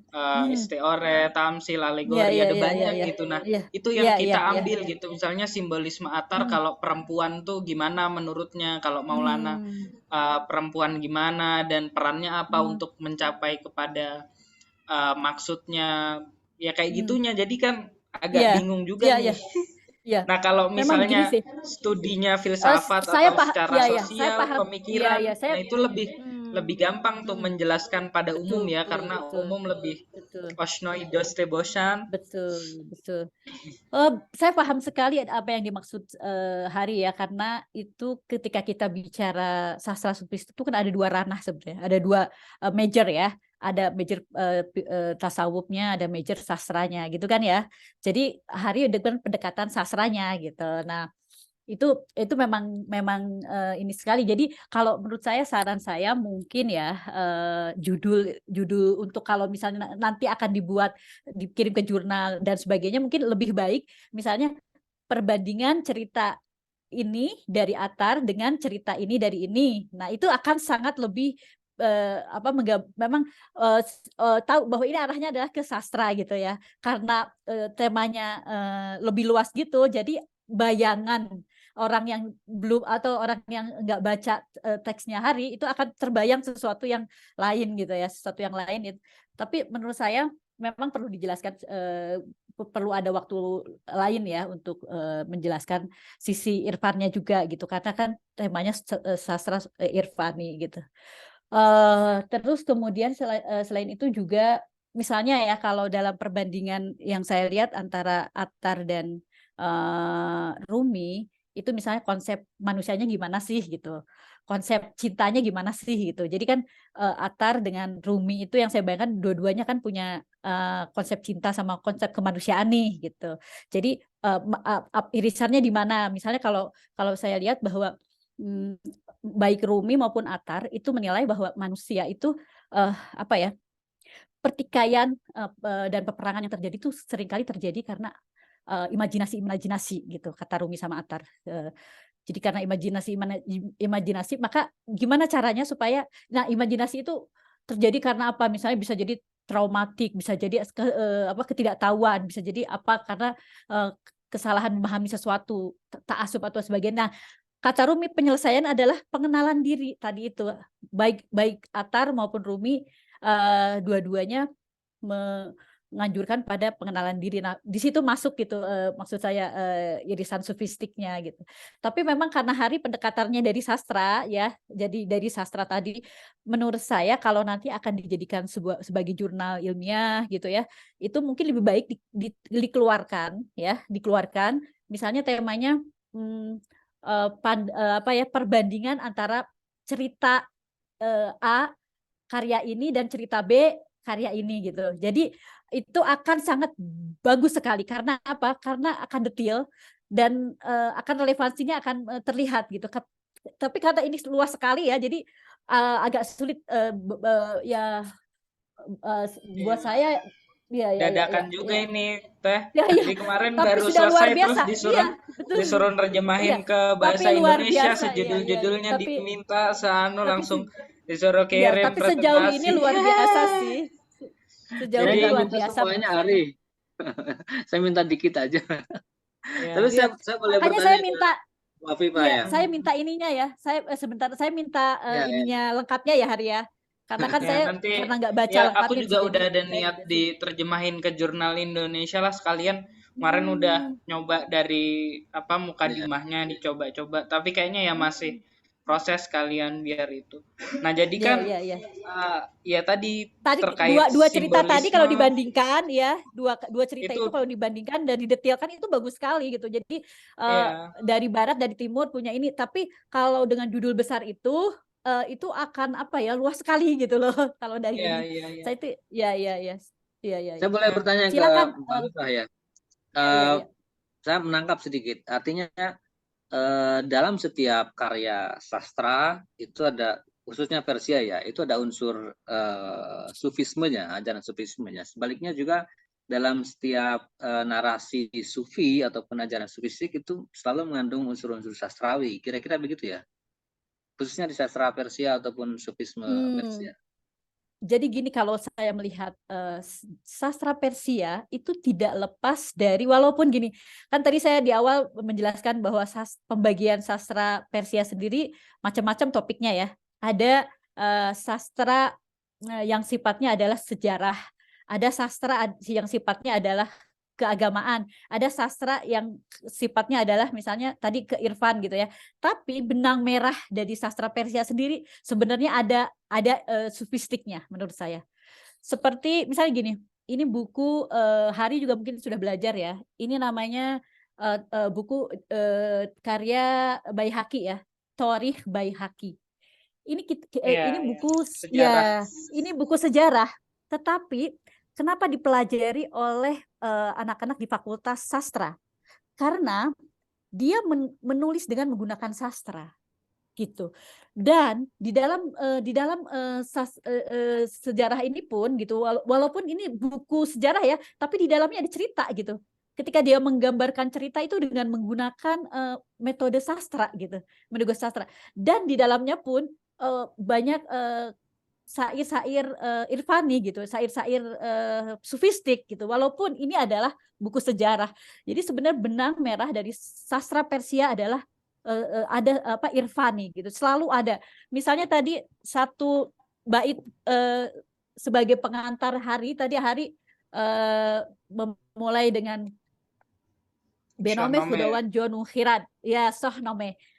Benome Khudawan John Khirad itu Shahnameh ini adalah sebenarnya ini karya sastra kepahlawanan. Jadi bukan genre sufistik ya. Tetapi kalau kita lihat di dalamnya itu penuh dengan nuansa sufistik juga gitu. Bahkan di dalam mukadimahnya Shahnameh itu, karya Firdausi yang terkenal ini, itu ada mungkin puluhan bait itu bercerita tentang terima kasih kepada akal, terima kasih kepada Tuhan yang menciptakan akal sebagai entitas pertama di dunia. Coba bayar, maksud padahal mau cerita tentang Shahnameh, cerita tentang Rustam dan Suhrob, sebuah peperangan antara anak dan bapak yang waktu itu tidak tahu gitu ya. Jadi akhirnya Rustam membunuh anaknya karena dan tragedi lah gitu ya. Pada tentang itu, tetapi dimulai dengan bait-bait yang panjang tentang pujian terhadap akal, terhadap Tuhan, terhadap alam semesta gitu. Jadi satu mukadimahnya itu luar biasa. Dan di dalam cerita itu sendiri disisipkan puisi-puisi yang sifatnya adalah sufistik juga gitu. Misalnya ketika Rustam menghadap raja, bahwa dia seorang pahlawan, dia mengatakan Rustam ini walaupun misalnya dia mengatakan man bande ozodam, jadi saya adalah saya manusia yang bebas gitu, saya hanya makhluk Tuhan, saya hanya man bande hudo, jadi saya hanya makhluk Tuhan dan bukan makhluk Anda, bukan hamba Anda gitu di hadapan raja yang pada saat dia sangat menghormati raja, tapi ketika ada perselisihan dia mengatakan itu. Jadi banyak pesan-pesan sufistik lainnya. Dan misalnya di dalam Shahnameh juga ada ada satu bait puisi yang mengatakan bahwa mati mulia itu lebih baik hidup mulia itu lebih baik dari mati mulia itu lebih baik dari hidup terhina gitu. Ini adalah kata-kata Imam Hussein kan, dan sufistik sekali gitu. Tetapi ada di dalam Shahnameh gitu. Jadi menurut saya intinya sastra Persia itu walaupun banyak genrenya, misalnya ada kepahlawanan, ada sastra kesejarahan, ada sastra keagamaan, ada sastra yang lain, tapi intinya adalah sastra sufistik itu kayak menaungi semua karya sastranya gitu. Jadi ada di dalam setiap jenis karya sastra apapun gitu. Kayaknya seperti itu. Benar nggak Hari ini? Saya ingin membatasi Ya, belum percakapan tentu ini sampai juga, Teh. jam Kalau aku sih, 16.45 ya, sorry ya. lah Iya. Karena nggak mungkin Samini dong. apa namanya Samini sampai jam waktunya 12, Om. terbatas. Ya kalau Iya. kita mau Kenapa ini hari sebetulnya saya siap mendengarkan kalian berdua cerita, saya siap. Tapi mungkin ada banyak kesibukan teman-teman ataupun yang Bu Afifah ataupun yang lain yang perlu dilakukan. Saya ingin membatasi sampai jam 16.45 lah. Kira-kira masih punya 5, 6, 10 menit lagi. Nah, saya ke Hari. Mungkin juga sebagai pengetahuan bagi teman-teman yang apa namanya di luar sana, maksudnya yang ingin mengetahui bagaimana tugas akhir di kampus-kampus di Iran ya khususnya ya. Ini tidak ada dalam bentuk model skripsi ya di Hari ya di Ferdowsi. Iya, jadi di punyaku itu Rafesh Tahqiq nama pelajarannya itu nanti cuman diambil waktu KRS-an.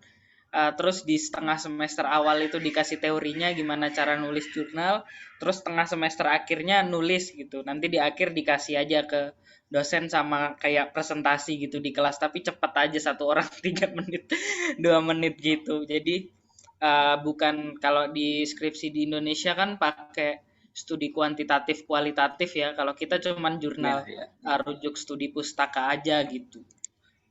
iya. Di kampus Bu Afifah gimana, Bu? Masih di mute suaranya. Kayaknya sama ya untuk di Iran ini untuk S1 tidak ada tugas skripsi yang seperti di Indonesia ya. Ya itu tugas akhirnya Rawes Tahqiq itu mungkin metodologi penelitian ya. Metodologi penelitian biasanya gurunya sebagai pemanasan lah. Jadi yang namanya tugas akhir tuh hanya ada di S2 biasanya gitu. Kayaknya di kampus Iran standarnya begitu sih. Saya Iya beda-beda. kayaknya seperti Di iya Ferdowsi beda-beda. tergantung jurusannya Teh. Ada yang sferik tuh yang apa namanya metalurgi tuh dia namanya kayaknya project apa suruh nulis tentang Ya, kayak gitu yang juga. ya tugas-tugas akhir Project. tapi bukan dalam bentuk skripsi yang Iya. diformalkan seperti ya disertasi atau seperti tesis Oh yang gitu ya. nomeh gitu ya. Ya. Ya, yang harus ada sidang terakhir, kemudian ada penguji dan sebagainya. Kalau kita kan di Indonesia, walaupun S1 itu formal tetap ada penguji, ada apa kayak ya model formal gitulah. Nah, kalau Ya. setahu saya, ya di beberapa kampus, nggak tahu nih Pak Purkon ngajar di Universitas Tehran gimana nih kalau di kampus saya sih gitu sama dengan Hari. Jadi kayak nggak ada tugas akhir formal, tapi ya itu satu tugas kayak di metode penelitian gitu. Terus dia semacam tugas akhir itu aja gitu. Tapi untuk ya Ada pertanyaan atau mungkin pandangan dari teman-teman yang lain? Bang Badat, Auludin, Ibu Siti Fatimah mungkin silakan. Silakan Bang Badat dibuka mic-nya. Di unmute.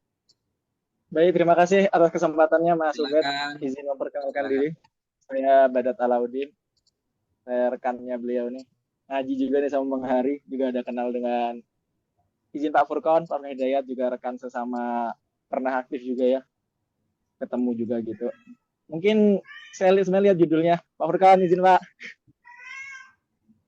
Nah, apa saya lihat judulnya kelihatannya keren ketika itu pas itu. Jadi kan kami pribadi di sini kan kami lebih ke ini ya, peneliti budaya Asia Selatan. Maksudnya kami banyak kajian di Asia Selatan. Nah, ketika berbicara masalah sastra dari Parsi, sebenarnya mau saya tanyakan juga mungkin nanti kawan-kawan di Iran atau di Persia pun bisa memberikan insight tambahan di situ. Artinya kan kalau di kami mungkin teman-teman ataupun para asatidz di sini mengenal Allama Iqbal atau Muhammad Iqbal begitu yang biasa disebut Muhammad Iqbal. Muhammad Iqbal itu beberapa pemikirannya itu juga banyak diambil dari dari pemikir-pemikir Parsi begitu. Nah, ini apakah yang sebenarnya kemarin tadi yang saya kira salah satunya itu adalah apakah salah satu sastrawan-sastrawan yang taksir terpengaruhi oleh pemikir-pemikir Parsi itu Allama Iqbal tersebut ataukah tidak gitu, apakah ada hubungan secara secara kajian sastra ya, terutama karena saya kira mungkin sastra Urdu ya, sastranya orang-orang Asia Selatan ini nggak jauh beda dengan apa yang dijelaskan oleh Mas Andi Hari tadi. Ada beberapa kodiah-kodiahnya begitu, dan juga Tapi yang mungkin yang agak beda mungkin saya akan tanyakan juga. Ya, Javidnama, salah satunya Javidnama Pak. Nggih. Salah satu Javidnama yang apa namanya itu masyhur gitu. Mungkin yang saya tanyakan tadi apakah tadi pemikir-pemikir, sastrawan-sastrawan yang mungkin lebih ke arah yang kontemporer ya. Kan mungkin tadi kan dijelaskan sastrawan-sastrawan klasik atau mungkin sufis, aliran sufi klasik. Nah, aliran sufi modernisnya itu apakah ada yang dia itu banyak diminati oleh orang-orang, terutama para pemikir-pemikir abad 19 gitu. Itu Mas Andi atau mungkin Bu Afifah atau mungkin Pak Furwan Dayat atau siapa yang mungkin bisa menjelaskan lebih kompleks begitu. Terima kasih. Oke, silakan Bung Ari, nanti ke Mbak Afifah. Oke, makasih Mas Badat nih, teman kami dari PPI Dunia PPMI Pakistan. Nah, sebelumnya juga kita sudah mengenal sastra Persia itu sempat hidup di area itu ya, Hindia dan Pakistan.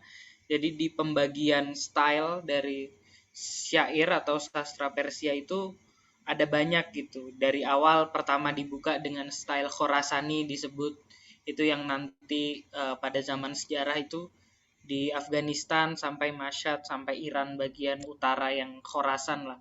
Kemudian ada Sabke Arok, ada namanya Sabke Hindi, ada style India gitu.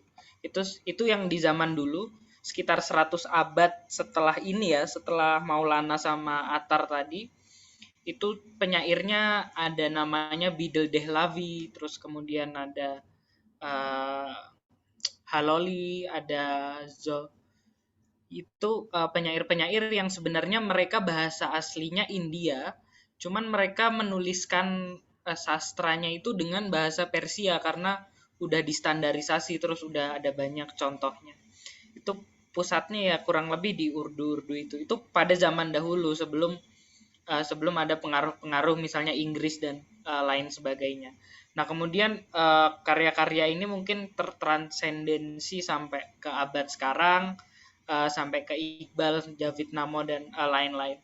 Yang kontemporer sih saya belum sempat riset sampai ke sana karena bahasa Urdu balat nistaman nggak bisa bahasa Urdu, tapi ya kurang lebih kalau dicari akarnya pasti itu tuh style-style India tuh. Nama salah satu penyairnya Bidil Dehlavi, Soeb Tabrizi itu yang paling terkenal. Berarti artinya ini Mas, artinya berarti itu terus akar dari sastra Hindi. Sorry, tadi sastra Hindi atau sastra Urdu yang Mas Andi jelasin tuh? Dua-duanya. Karena saya kira juga sastra Hindi, maksudnya sastra Hindi dan sastra Urdu juga beda. Saya kira sastra Urdu yang banyak mirip dengan Parsi gitu loh. Kalau sastra Hindi, karena mereka lebih ngambil dari ajaran-ajaran ini ya, orang-orang Sanskrit Hindu ya. kuno dan juga ya seperti itu, Sanskrit benar. Iya, pengaruhnya maksud kami, pengaruhnya ya dari zaman itu. Ketika kalau di penyair Persia tadi Sabke Hindi mereka nyebutnya. Kalau pengaruh ini berarti maksudnya nanti di kajian prosanya, kemudian tadi ada dijelaskan beberapa jenis ya, beberapa jenis itunya yang dimaksud. Iya, kurang lebih. Secara sastranya ya, kayak penggunaan alegorinya atau bait-baitnya, bahkan bukunya pun sama gitu. Mereka cara nulis sastra Persia itu kan biasanya ada di kiri di kanan tuh, jadi satu bait ada 2 part gitu. Nah kayak gitu tuh, lanjut terus. Ilmu arutnya lah kita sebutnya. Ya, Arzi, benar. Nah itu paham nih Mas Badat nih. Nah, boleh dulu nggak? Pak Furqan dulu, boleh silakan. Aduh, saya sebetulnya nggak mau ikut-ikutan ini karena kan saya harus tahu diri lah, saya nggak terlalu memahami masalah sastra. Tetapi karena tadi disebut sedikit tentang pergeseran, ini kan tadi menyebut juga tentang Bedil Dehlawi. Kemudian kenapa sih ada namanya school Indian School di dalam tradisi sastra Persia itu sebetulnya kalau kita lihat ini kan awal kalau menurut saya harus dilihat pada konteks historisnya. Misalnya kita kalau bicara tentang Bedil Dehlawi itu dia hidup itu antara tahun 1642 sampai 1720, artinya dari abad 17 sampai 18. Nah, struktur sastra Persia apakah waktu itu sudah matang atau tidak? Nah, sementara yang tadi disebutkan oleh Ibu Apipa itu disebut masa Ghaznawi itu jauh sebelum periode itu masuk abad ke-11, 12 dan selanjutnya. Ini ada jarak sebetulnya. Nah, kenapa ini terjadi? Menurut saya betul bahwa sastra itu harus dikaji sastranya, tetapi ada konteks yang di sini berperan studi multidisiplin. Apa peran sejarah itu memetakan bagaimana lahirnya school-school pada atau apa namanya aliran-aliran sastra ini itu karena ada konteks, misalnya begini, ada eksodus para penyair ketika zamannya Safawi. Jadi kerajaan Safawi itu berdiri di Iran, kemudian para sufi ini eksodus lewat jalurnya Khurasan itu pergi ke India. Sementara di India sendiri berdiri memberikan tempat yang baik untuk para sastrawan ini. Nah, dari situ terjadi proses akulturasi budaya yang sangat baik. Bahkan kalau kita lihat lagi sejarah lahirnya bahasa Pastu sendiri itu tidak bisa dilepaskan dari bahasa Persia sendiri. Kemudian ada pergulatan dengan bahasa-bahasa lain dari dan yang lainnya itu satu. Yang kedua, kalau kita melihat pada sastra itu ada oleh Delphi sebagai yang disebut dengan value, nilai, kemudian tujuan, goal, dan meaning, makna.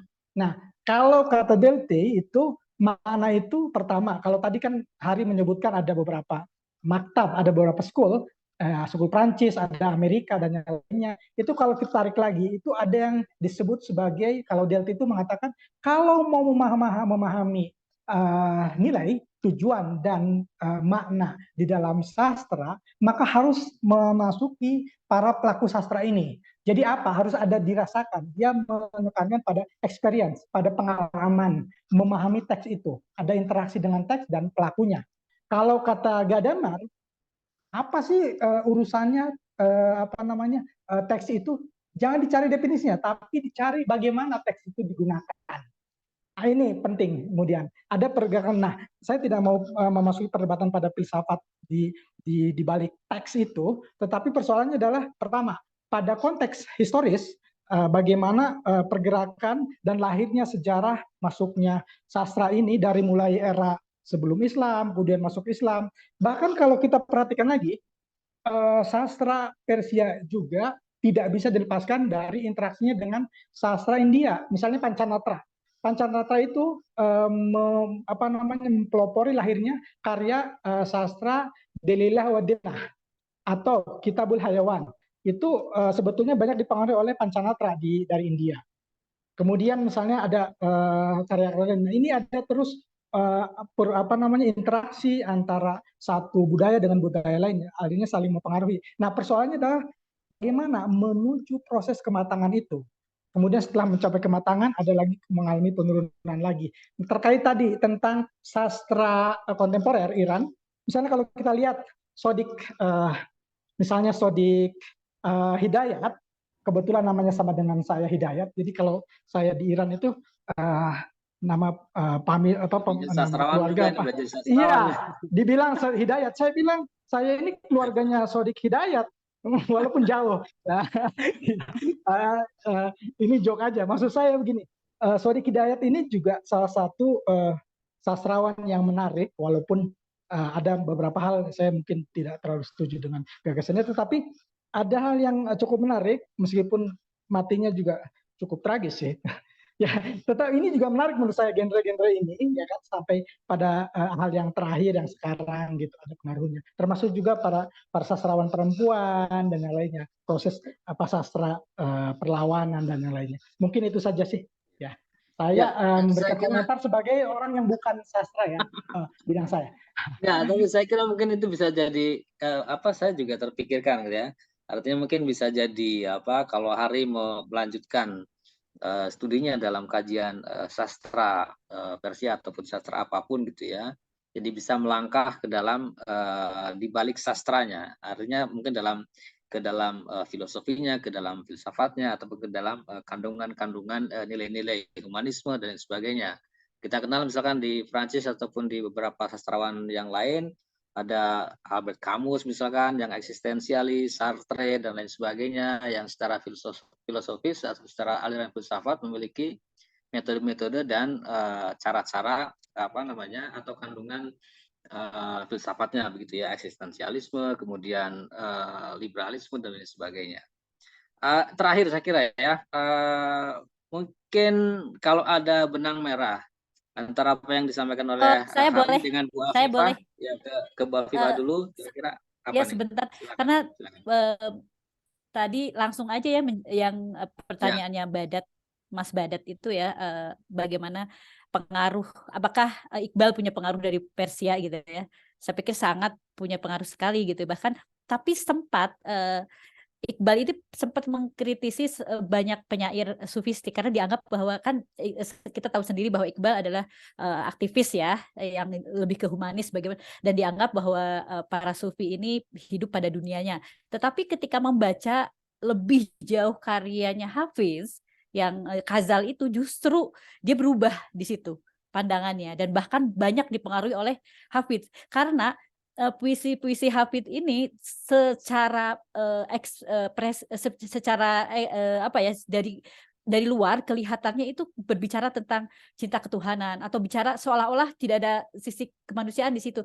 Tetapi sebenarnya Hafid itu di balik kata-katanya ada teks-teks yang bisa, kata Hari tadi, jadi multi interpretasi gitu ya. Nah, multi interpretasi ini kritiknya masuk di antara itu gitu loh. Nah, ketika Iqbal mulai membaca lagi Hafid, justru dia sangat terpengaruh oleh karya Hafid. Bahkan teks-teksnya ada misalnya Arus, Lole, ada Rande, ada Shohin, banyak teks-teks yang kemudian diadopsi oleh Iqbal. Dan menariknya lagi ada satu quote dari Iqbal ini yang luar biasa menurut saya. Katanya, ketika saya berada di puncak kayak di puncak kejayaan lah istilahnya, pemikiran saya ketika ada berada di puncak, katanya saya seolah-olah ruh Hafiz itu seolah masuk ke dalam diri saya. Jadi saya pikir pengaruhnya besar, dan selain itu juga Rumi saya pikir punya pengaruh besar terhadap Iqbal juga.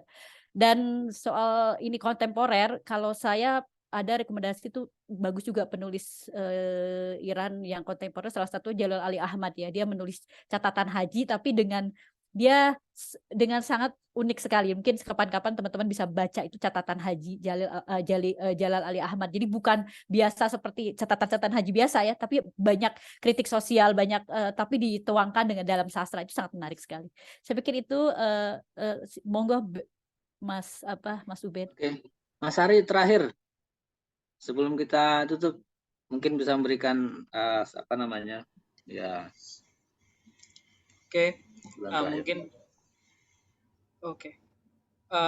Mungkin kurang lebih itu saja yang bisa kami sampaikan. Kurang lebih dari penyair-penyair dan sastrawan itu pasti mereka punya impact untuk merubah paradigma sosial ya, merubah paradigma masyarakat pada zaman itu. Misalnya di Sheikh Sanon tadi, di cerita kecintaan terhadap perempuan yang misalnya pada zaman itu tuh dilambangkan akan menyesatkan, tapi ternyata bisa juga kemudian untuk satu jalan menuju Tuhan gitu. Jadi tafsir terhadap cinta, sama juga di Goethe dan juga di Shakespeare gitu. Cintanya berbeda-beda tapi tentunya punya satu tragedi dan punya amanat yang punya impact dengan masyarakat. Kurang lebih itu yang bisa kami sampaikan secara luas. Mungkin benar tadi ke depan untuk nulis jurnal gitu untuk Indonesia. Ini kan kebutuhannya kemarin tuh ceritanya untuk lulus-lulus aja gitu. Jadi ya nulisnya pakai pendekatan sastra Persia gitu. Bukan aku mau nulis sesuatu yang bisa merubah dunia gitu kan. Jadi kan ya nulisnya sesuai sastra aja. Misalnya dari apa yang udah dipelajari di semester 1. Ilmu balogatnya gimana dan lain-lainnya lah, stylistiknya gimana.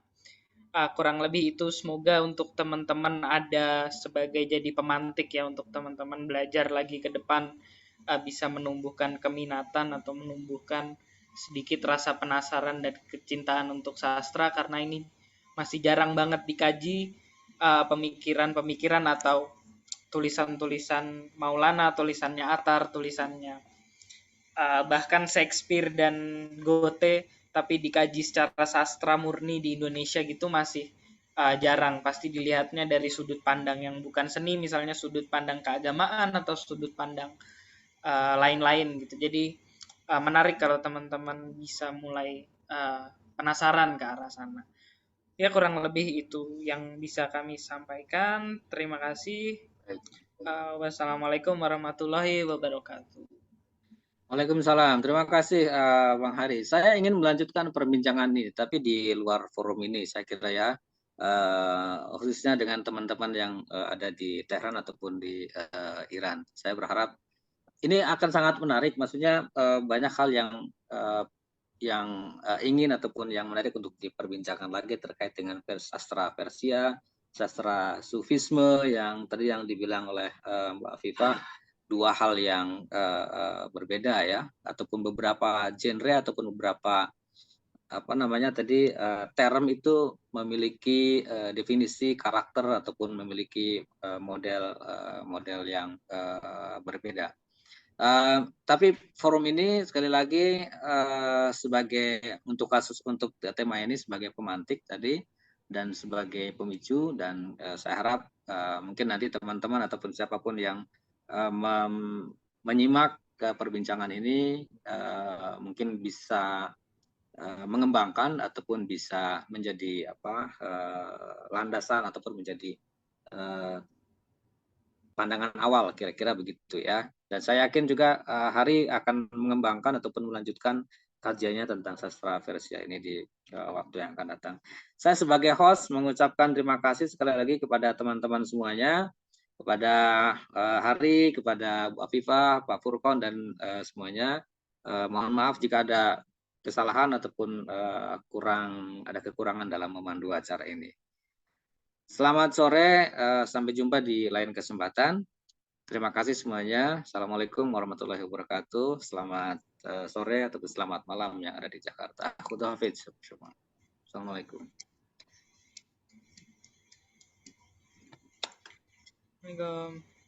Waalaikumsalam. Kita close ya. Makasih Pak Furqon. Iya. Kita lanjutkan Moderatornya keren, pembicaranya juga keren. Pembicaranya keren nih. Iya. Oke, kita close ya. Terima kasih semuanya. Oke. Selamat tinggal ya.